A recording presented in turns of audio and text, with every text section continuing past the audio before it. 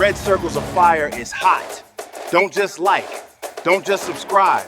Hit that notify.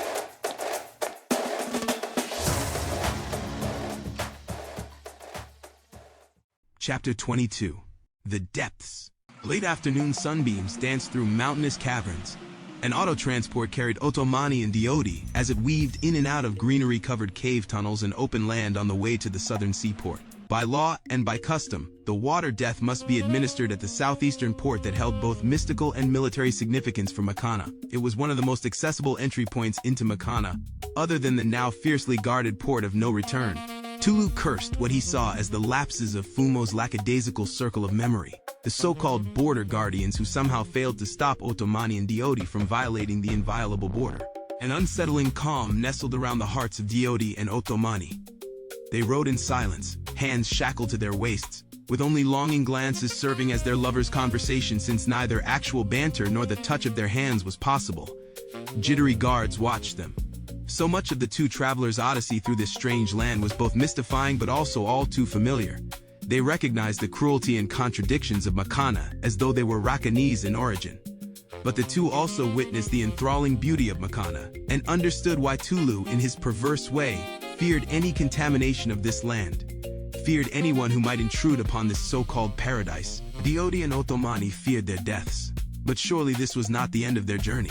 Surely mothers Oto-Ma, Awa-Ma and their celestial siblings would not lead them down a path of destruction when so much was at stake. Both men were resigned to the fact that struggling against their chains was futile for now. It is also quite possible that the food they were fed contained subtle sedatives, because the two felt a little too calm, a little too at peace. After what felt like both unending as well as fleeting moments riding through Makana, the carrier screeched to a halt and they were unloaded at the seaport. Eerily, it was vacant. No boats, ships, fishermen, or other activity. Was this done in deference to this execution ritual? Enormous craggy cliffs towered all around them as the salty brine of seawater misted the sunny air. But the port was actually a bay in that it was tucked inside a beautiful canyon like a deep groove in a fallen tree. Waves eagerly lapped at the wooden struts of the pier where the party of the prisoners, Tulu, Demdem, and a troop of Circle of Love guards offloaded. Noisily clunking and lumbering onto the boardwalk behind the condemned, Demdem snorted in a hushed tone. He could no longer mute his concern. Quietly he asked, "Brother Tulu, I didn't think the council was going to condemn them to death. Isn't this a little severe? We have not handed down the death penalty at any time in living memory, correct?" Tulu spoke through tightly drawn acerbic lips. "Brother Demdem, the council has decided wisely."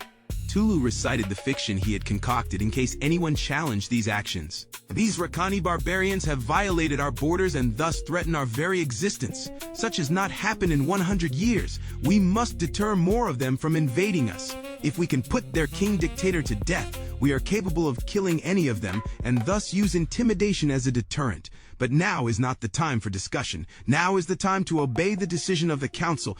Demdem puffed reluctantly through his trunk. "Well, okay, Brother Tulu." Precisely because Tulu could no longer trust the bumbling Circle of Memory, he requested a troop of his Circle of Love priests be equipped with rifles and serve as the guards who assisted in carrying out this execution. The displacement of memory officers from their traditional security role offended Fumo. Though he had to acquiesce to the will of the council and Tulu, he at least insisted Demdem serve as the captain of this execution guard. Tulu's love officers were not experienced fighters. They were women and men who volunteered for this detail because they were among Tulu's most loyal disciples. Still, the heaviness of this lethal moment weighed across their emotions. Water death is exactly what it sounds like. It is a drowning of the condemned. Specifically, it would be administered by reinforcing the shackles that already bound Oto-Mani's and Diodi's wrists and ankles and then plunging them into the watery depths of the seaport. Heavy stone weights would be strapped to their ankles. Demdem disrobed the two down to their undergarments as an added indignity. Diodi mumbled sarcastically, "These paradise people sure love seeing our near-naked booties." Muted chuckles. "Shut up, prisoners!" Demdem shouted to stifle the irreverent comment he heard by way of his hypersensitive elephant ears. They obeyed because the beast held a fearsome rifle. Even Tulu had a rifle with a shoulder strap dangling at his side. Why are there so many guns in a supposedly peaceful paradise? Oto-Mani again asked himself. Before the weights were latched onto the ankles of Oto-Mani and Diodi, Tulu removed a book from the folds of his robes and began to read aloud. as the sacred portal to the predecessor states in the 117th to the 118th verses. All we need is inside the circle. The circle is bountiful, self-replenishing, self-fulfilling, and great in knowledge of all things. If any violate in the circle, cast them into the water that they may be purified until they see the outer light. Tulu solemnly closed the book and affirmed its words. All said in unison, "Glory be to the divine circles." Suddenly, out from a shadowy cave recess stepped an irate figure yelling while brandishing pistols in each hand. Wait just a fucking minute! Y'all done gone too far! It was Lolo. Utter shock rattled the composure of Tulu Demdem, and the orange-clad guards like the cliff walls had tumbled upon them as a deadly avalanche. Never before had they experienced a lethal threat from a fellow Ejuma. It simply was not done. It was a violation of everything they believed was pure and right in this paradise. Tulu yelled, "Lolo!" Tulu spit out moral outrage while he clutched the sacred book under his arm close to his rifle. Holding up a hand to signal Lolo must desist, Tulu declared, "No, it is against the first law for Ejuma to kill Ejuma. It is against our most sacred law of life. How dare you? How dare you betray me and all of Makana by pointing those weapons at your fellow sisters and brothers?" Demdem assumed a defensive posture by readying his rifle. The elephant was ready to skirt close to the first law by battering Lolo if necessary. "Huh! Law of life!" Lolo inveighed against Tulu's hypocrisy. "Most likely, a law of convenience. Get rid of any who might spill your secrets." Quivering circle of love guards raised and aimed their rifles at Lolo.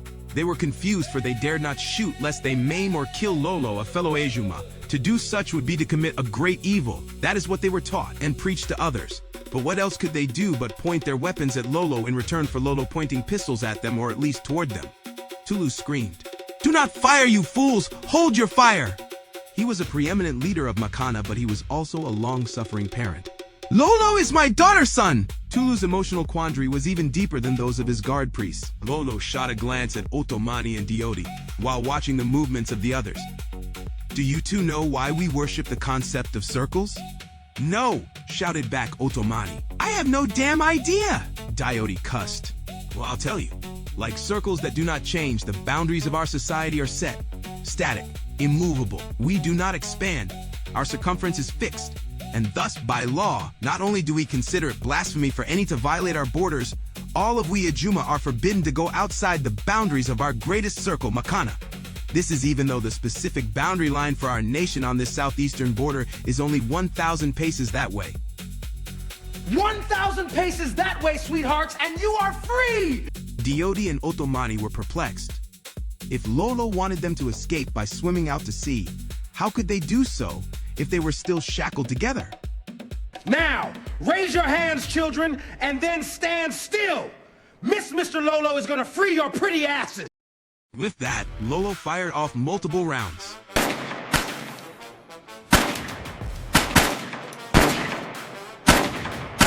Everyone flinched, most especially Tulu, Demdem, and the guards. "No, Lolo, no!" Tulu screamed from the depths of his soul. But Lolo was not aiming to wound or to kill. Lolo, with pinpoint accuracy, was shooting to free. Heeding Lolo's command, the two prisoners stretched their hands above their heads and did not move lest this execution by drowning instead become a firing squad. Brilliant orange sparks flashed as Lolo's bullets pierced the chains that linked the shackles around Oto-Mani and Diodi's hands. So close were the bullets that the two prisoners felt heat singe their wrists. But the links of broken chains fell away with clanking thuds. All were amazed at the sheer accuracy of Lolo's aim. This was especially true of the freed captives whose hearts were racing. How could any being other than an emissary sent by a god of lightning and fire, Mother Oto-Ma, disintegrate chains from such a distance? There was no time to ponder. "Goddess damn, I'm very good!" Lolo bragged about their own marksmanship. To suppress the movements of the captors, Lolo fired successive rounds over their heads. They reacted by crouching on the ground. Lolo was mad. "Insane!" Tulu screamed. "How dare you violate the first law? How dare you!" Though no one was hurt, even firing a weapon at fellow Ejuma was flirting with the violation of the most holy commandment. Still, the love guards did not know what to do other than crouch and seek cover. Neither Tulu nor Demdem were certain that Lolo was incapable of shooting them, as opposed to just shooting at them.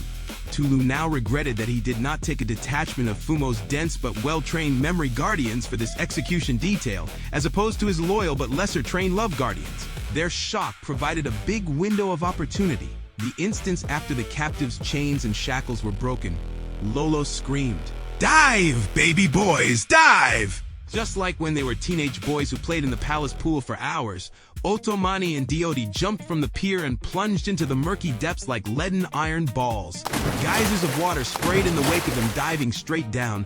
Both of them were startled when, after opening their eyes underwater, they saw the long-dead remains of a corpse that was pinned to the sandy floor of the dock bay by weights around its body. The ghastly sight reminded them that they were far from the first to suffer the water death, even if rare. But there was no time to ponder. "Get them! Don't let them get away!" Tulu snarled. Frantic guards, not certain if Lolo would shoot them accidentally or purposely, crept to the pier while Lolo still fired suppression shots over their heads. But Lolo began to retreat into the shadowy recesses of the cave while shooting. Amidst the chaos, Demdem tried to send half of his troops to subdue Lolo and the other half to fire at Oto-Mani and Diodi. Diodi and Oto-Mani propelled themselves underwater, fluttering legs and windmilling arms like mermen, to put as much distance as possible between themselves and their captors. Once two timid guards were at the edge of the pier, they began to fire wildly into the water. Their poor aim and the inky refracting blueness of the water made it impossible for them to have a clear line of sight. Their anxiety about getting shot by Lolo didn't help their aim. Next, Lolo aimed their fire at the single motorboat that was moored to the dock. Lolo knew that Tulu or Demdem would order their troop to pursue Oto-Mani and Diodi in the boat as far as the sacred perimeter would permit. Was able to puncture the craft in several places, enough for it to slowly take on water, but not to sink. Good enough. Time to go! Lolo and jumped onto their black motorcycle. Their white cloak billowed behind them like a banner as dust and gravel exploded beneath the motorcycle's spinning tires. A few determined love guardians ran after Lolo on foot while others piled into the autobus to pursue. The challenge was maneuvering the bulky vehicle that was turned in the wrong direction, given that steep canyon walls hemmed in both pursuers and pursued. Tulu yelled after his love guardians, "No, sisters and brothers, no! Let my traitorous child go for now. Cease, we must pursue the convicts. Get into the boat and chase after them." The troop halted, pivoted, and returned to the dock to obey Tulu's command. Demdem said, "I'll go with them. I'm an excellent shot." Tulu agreed, "That is true. But you're way too fat for the boat to withstand your heft in its present condition. Don't worry, they won't escape." Demdem sighed. "Yeah, sure." Like Demdem not being permitted to enter the council chambers because he was not human, the so-called perfect Makana once again made Demdem feel imperfect. Like an oddity, like a freak. Meanwhile, the two escapees swam furiously out to sea in the direction Lolo indicated. Demdem commanded, "You heard the father, brother. Go after them, but do not go outside or shoot outside the sacred perimeter." "Yes, brother Demdem." The guards scrambled into the nearby craft that slowly leaked from the Lolo-inflicted bullet holes. Their natural concern about the boat's buoyancy meant they each stepped into the boat timidly. Their slowness in embarking meant they were losing sight of exactly where the two men were. The two swam in a rapid serpentine pattern, only surfacing occasionally for air like racing porpoises. "Great Mother, those damn heathens are fast!" yelled one frustrated pursuer. Was Mother Awama blessing the two by tripling the strength of their limbs? Even Oto-Mani and Diodi were surprised how quickly they could swim. Praise be to the Celestial Sisters. After a long interval, the two were only several lengths away from the 1,000 paces mark, which was a literal signpost. Oto-Mani and Diodi were exhausted. Their lungs were burning from holding their breath so long while they batted their limbs through the cold water. But they dared not stop. Fortunately, they were skilled swimmers, and their toned bodies were aquiline for the boat full of love guardians. Even a little waterlogged was not far behind. Even so, Diodi risked surfacing for air for just a moment. Through his exhaustion, Diodi managed to say, "Let's swim to that nearby island." Oto-Mani readily agreed. "Okay." And they were off. Just then, two gunshots rang out, crackling echo off canyon walls right when the two men were about to breach the borderline. The shots were from a lone memory guardian sharpshooter at his border post, high up in a dark, riveted steel tower, a tower that was not visible until after a traveler turned around the largest bend in the canyon river. Tulu had a failsafe after all. Oto-Mani emitted a blood-curdling scream, "Ah! I'm hit!" The border guard sniper missed Diodi with his first shot, but his second shot grazed the left side of Oto-Mani's head. It was fortunate that Oto-Mani instinctively jerked his head to the right when somehow he anticipated the shot. Had he not jerked his head, the bullet might very well have punctured his head and his brain. Diodi counter-screamed, "Muzi!" A red stream poured from Oto-Mani's temple. Once where there was hair, now there was a bloody gash. Terrified, Diodi reached for his lover, who he saw sinking like iron due to a loss of consciousness and due to shivering paroxysms of pain. The love guardians witnessed the incident and cheered Oto-Mani's head being clipped by the bullet. One joyously said, "We've got him!" Tulu witnessed the incident too, peering through a spyglass and said, "Good! At least the divine circles have taken vengeance on one of the demons." Mindful of the border post, the women who led the motorboat squad commanded the rudderman to do a U-turn now so they did not breach the forbidden line. And after all, the boat had taken on a lot of water. Down went Oto-Mani's seemingly lifeless body with trails of crimson and brown clouds and bubbles following in his wake. Diodi fought against exhaustion and despair.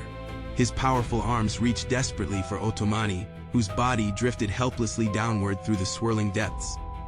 Diodi's face was contorted with anguish, every stroke fueled by love, loyalty, and sheer determination. Oto-Mani's eyes fluttered shut, his consciousness completely abandoned him, his limbs heavy as stones. The distance between them was agonizingly small, yet it felt as vast as the sea itself. Suspended between life and death, hope and tragedy, the two men struggled in silence beneath the waves, Diodi refusing to surrender the man he loved, and Oto-Mani slipping ever closer to the darkness and deadly lack of oxygen waiting below. And possibly worst of all, off in the distance, in the darkness, waited creatures. Creatures with the sharpest of teeth and the greatest of appetites.